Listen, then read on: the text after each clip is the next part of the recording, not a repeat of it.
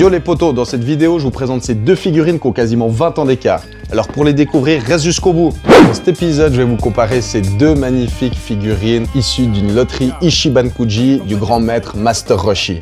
Sur ma gauche, j'ai la version 2008 qui était le lot A de la loterie et sur ma droite, j'ai la version de 2025 Last One. Alors pour les plus novices, un petit rappel, c'est quoi une loterie Ichiban-Kuji? Comme le dit son nom, c'est une loterie en fait. Le concept il est simple, t'as un lot de figurines que tu peux gagner, mais pour ça il faut que tu achètes un ticket. Sur ce ticket, tu as une lettre. Et le lettre représente le lot que tu vas gagner. Donc bien sûr, t'es pas forcément toujours gagnant. Oui, tu l'es parce que tu repars avec quelque chose, mais ça peut être un petit goodies un peu éclaté, genre une petite tasse, une écharpe, un truc sans grande valeur. Mais le but, c'est d'avoir une belle figurine. Exemple, cette Roshi-là, c'est le lot A. Donc, tu achètes un ticket et si tu tombes sur la lettre A, tu repartais avec cette magnifique figurine. Pour celle-ci, c'est un petit peu différent. C'est la Last One. Là aussi, comme dit le nom, Last One, si tu achètes le dernier ticket, tu tombes sur cette figurine-là.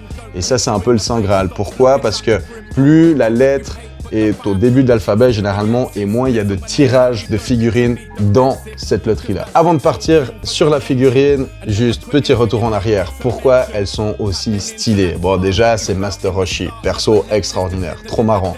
Et puis cette scène, elle est tellement culte. Rappelle-toi, au début de Dragon Ball, ils doivent se rendre sur le mont Frippan pour éteindre le feu de Guimao, le papa Chichi. À ce moment-là, ils ont besoin de l'aide de Tortue Géniale qui va décider d'utiliser son Kamehameha pour l'éteindre.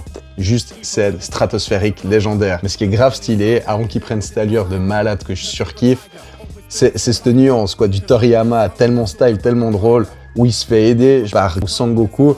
Genre, il se fait faire la courte échelle avant ça pour escalader un petit mur à peine d'1 mètre de hauteur. Le gars, il galère à monter son petit mur d'1 mètre. La séquence d'après, bam, la chemise qui éclate. Tortue Géniale, ça devient Hulk. Il te lance un Kamehameha de malade et il t'éteint le feu. Juste scène de ouf. Incroyable. Alors, pour commencer, honneur aux aînés, cette Master Roshi Kuji lot A, sortie en 2008. Franchement, elle fait partie de mes coups de cœur et je t'explique pourquoi. Alors, pour commencer, cette première, hormis que je surkiffe la boîte, déjà, je la trouvais vraiment excellente, elle est super belle. On a ce Roshi, il faut se remettre quand même dans le contexte, elle est sortie en 2008. En 2008, les Kuji, ça n'avait rien à voir avec ce que c'est aujourd'hui.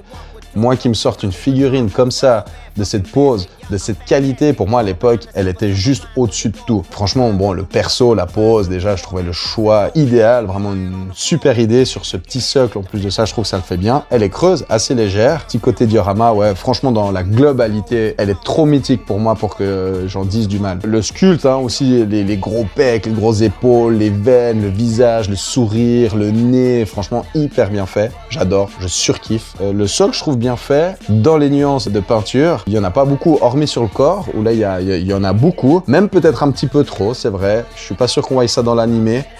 Ça fait un peu effet auto-bronzant, mais moi, quand c'est sorti, je surkiffais. Donc, franchement, une super réussite. Maintenant, dans la globalité, moi, j'adore. Mais il est vrai que les proportions sont peut-être un petit peu moins fidèles à l'original. Moins fidèles à la version du manga, qui est l'illustration de base de Toriyama, et même un petit peu moins fidèles à l'illustration issue de l'animé. Mais franchement, un bangers, c'est une dinguerie, cette figure. La deuxième Roshi, la Last One de 2025, c'est bien plus récent, mais ça reste grave stylé. Alors, que dire sur cette Master Roshi? Donc, bon, d'abord, on va dire un peu les défauts, c'est du Kuji. Elle est lourde, elle est pleine, ça c'est assez style. Moins de nuances de couleurs, mais une peinture quand même assez représentative que je trouve cool. Par contre, l'effet brillance, qui est souvent jugé et critiqué d'une Kuji, mais il faut quand même faire avec. Oublions pas les prix qui restent vachement accessibles par rapport à la qualité de la figurine. Le sculpte, là, franchement, magnifique. La pose, elle est hyper style. Les muscles sont super bien dessinés. Un peu moins dessinés que dans la précédente, mais passé plus volumineux. Par contre, les veines, elles sont là, sur le crâne aussi, il y a les veines, il y a aussi les petits pansements dans le dos. Franchement, dans la globalité, elle est excellente. Il y a les lunettes que tu peux retirer. Et puis là-dessous, t'as son regard.